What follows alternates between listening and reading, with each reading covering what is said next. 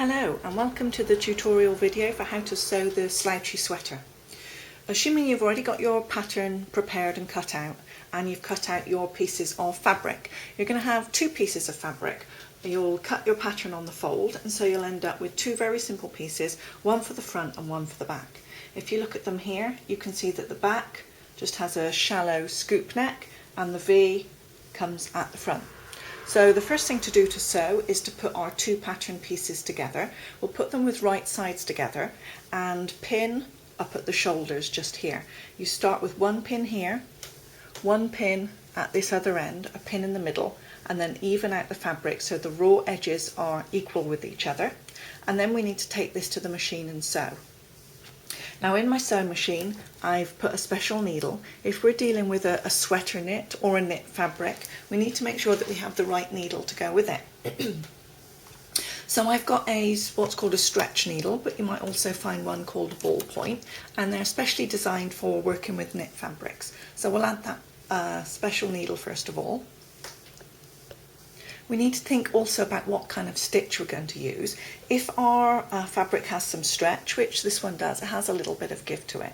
If we then go on to use a regular straight stitch and we stretch it, then the stitching could break. So there are a couple of options. If your machine has what's called a stretch stitch, then you can use that one. Mine does, but a lot of don't, so I'm just going to use a zigzag stitch. I'm going to set my stitch length to 2.5, which is my regular zigzag which is my regular stitch length, and I just need a narrow zigzag, so I'm just going to set my zigzag actual stitch width to 1. So let's set that up now. A zigzag stitch, stitch length 2.5 and a stitch width of 1. And now we can sew our shoulder seams, starting at the neck and going out to the shoulder on each side with our right sides together. And I'm going to do a little back stitch both at the front and the end of these seams, just to make sure that our stitches won't come undone. I'm using about a 1/2 inch seam allowance along the top of these shoulder seams. So let's sew. Now sew a few back stitches to hold that in place, and now I'll sew along and I'll remove the pins as I go.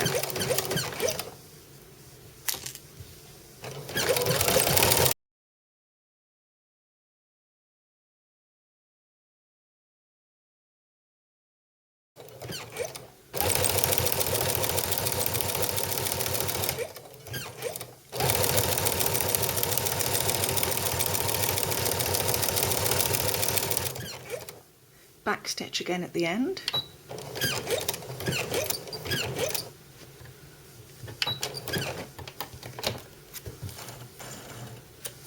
If we trim our threads, and that seam is done. Now do the same with the other shoulder seam, and we'll move on to our next step. Now we need to consider how we're going to neaten these seams that we've just sewn. Now most knit fabrics don't fray at all, but this one I'm using is a sweater knit, and it actually looks like it's been knitted, and some of the little threads could unravel there. So we want to neaten this edge. Now if yours doesn't unravel, all you need to do, if I take the other one, I've just trimmed it down. So I've made the seam allowance about 1/4 of an inch past my sewing, and I've just tidied it up so that it's nice and neat and small on the inside. But with mine, because it does have a tendency to ravel a little bit, I'm going to finish mine. If you have a serger or an overlocker machine, you can use that of course, and you'll get a ready to wear finish. But I've got a special little sewing foot. This one is called an overcasting foot, and I can apply this one to my machine and use the special overcasting stitch, which also has some stretch in it, and it will allow me to get a finish on the edges of my fabric. So let me change my foot out now. And I'm just going to finish over this neatened edge here that I've cut, and I'll come back and show you what that looks like. I've now finished with my overlocking stitch, and I've neatened the edge of this fabric. It's just going to stop everything from fraying, and it makes it look a lot more professional, makes it look more like a ready to wear sweater that you might find in the shops. So that's our shoulder seams dealt with. Now we need to do the same for our side seams. So if you find the side seam, match up at the start at the bottom hemline, match up these points here which are under the arm, and pin with a 1/2 inch seam allowance down this side seam, and then we'll stitch. So my side seam is now pinned. This is the point which is going to be under the arm just here, and when I sew my side seam I need to leave a 1/2 inch at this point which is not sewn. So I'll just put my pin across rather than down, and this is going to remind me that I need to leave this top 1/2 inch unsewn, and then I sew all the way down this side seam to the bottom. So again I'm going to use my zigzag or my stretch stitch and sew all the way, and then we'll neaten the seams and do the same on the other side so that both side seams are sewn. So now my side seams are sewn, and I'm going to try the top on now and see if it needs any adjustments for fit. If I'm happy that the fit is okay, then I'll go on and trim these side seams and I'll finish them with my overlocker. You can just trim them and leave yours unfinished if you want to. And we'll come back next and have a look at the hem. So now it's time to sew our hemline. So try your top on and mark where you're happy for your hem to fall, and then turn up your hem on the inside.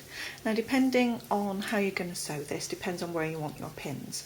So traditionally for a knit garment your hemline will sometimes be finished with a twin needle, so that's what I'm going to do on mine, and a twin needle needs to be stitched from the outside, so I've put my pins on the outside. If you're just going to stitch yours round with a regular zigzag stitch, then you probably want to work from the inside, and so put your pins the other way. I have a tutorial which is in a separate video on how to work with a twin needle, which includes how to thread it on your sewing machine and how to use it for knit garments. So if you want to, go off and use that separate tutorial video. But I'm going to finish along the bottom of my hemline now with the twin needle, and I'll show you what that looks like, and then we'll look at trimming off the inside. So the bottom hemline of the sweater is now sewed. As you can see, it looks nice and neat and smoothly finished here. And if we turn over and look on the inside, the double needle has caught the back of this fabric, and it's all really nicely finished on the inside too. So you can either turn up and zigzag and then trim off any little bits of excess fabric, but if you can use a twin needle, it gives a really nice finish on the inside too. So now it's time for us to do the same for our sleeves. And again, if you want to, you can just turn to the inside and then do a zigzag stitch to hold that in place, and that'll look neat enough. But if you wanted to, you can also use the twin needle. So let's have a look at that from the inside.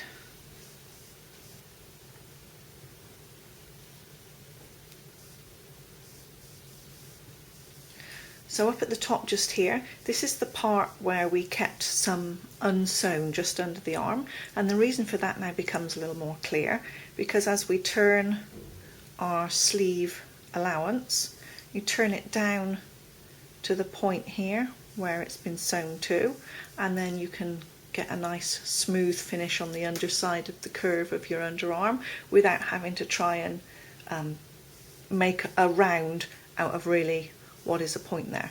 So if you turn around a 1/2 inch around your sleeve hem allowance like this, and then sew all the way round, finish either with your zigzag stitch or use your twin needle, whichever you prefer, and then your sleeves will be done too. I'll meet you back here in a minute. So our sleeve edges are now sewn. Those are complete and neatened, and those are ready to go. So the top's really taken shape now. The only thing we have to do now is around this neckline. So the back has a scooped neckline, the front has a rounded V, and we're going to want to turn those in exactly the same as we've been doing for our other seam lines. So let's turn it to the wrong side, and we'll work that way.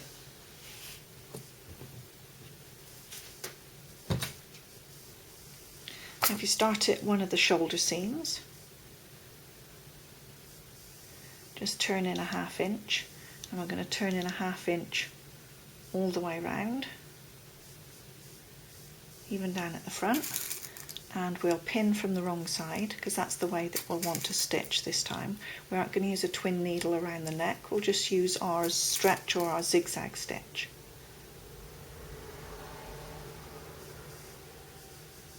So I'll continue pinning this 1/2 inch turn all the way.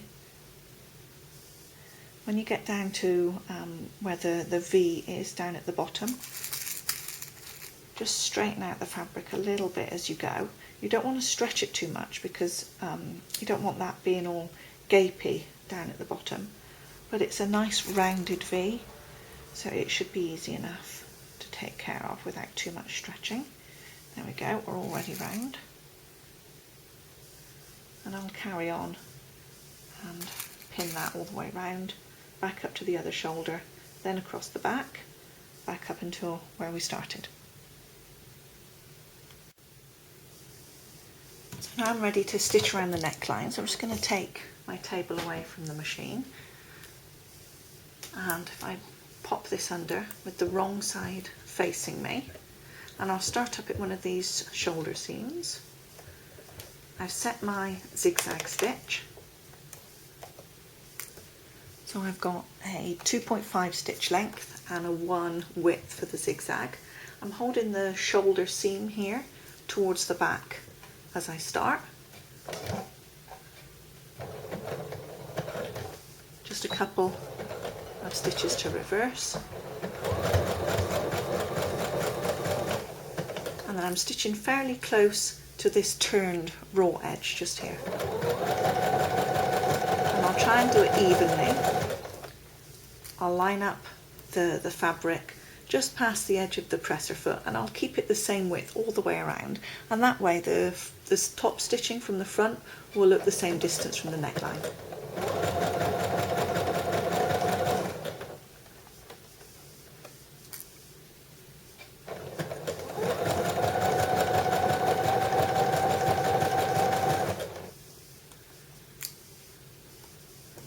I'm coming now to the V at the front, and I'm going to just support it gently around the curve as I sew, but without trying to stretch that part too much.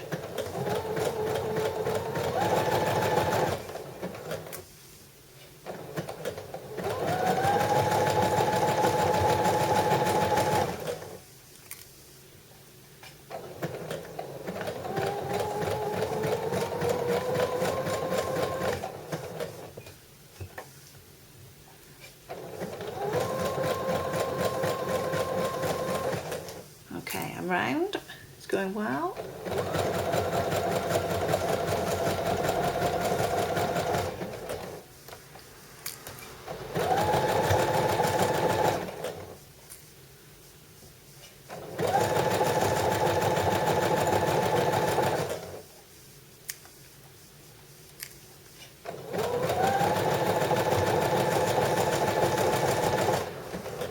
When I get to this shoulder seam, I'm just going to make sure I hold that flat and also press that towards the back.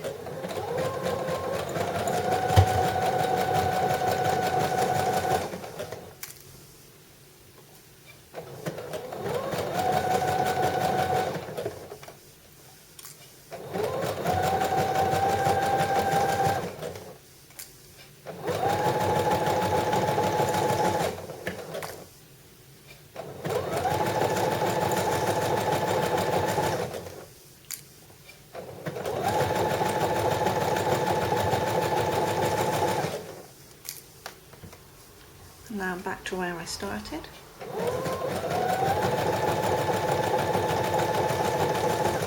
Just a few back stitches to secure. And we're done.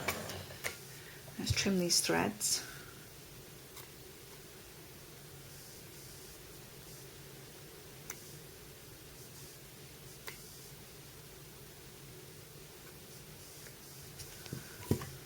Okay. So I'm just going to turn this the right way, and then if I take it over to my iron, I'm just going to press around that neck, use a little bit of steam and make sure everything's lying nice and flat, and we'll come back and look at the finished sweater. So your slouchy sweater is now complete. I think you'll find it was a very quick and simple sew, and now once you have a pattern that fits you and you know how to sew this up, you can quickly go and sew lots more in exactly the same design and know they're always going to turn out exactly the same. Thank you for watching. I hope you've enjoyed the tutorial, and I look forward to seeing you at Sew So Easy again.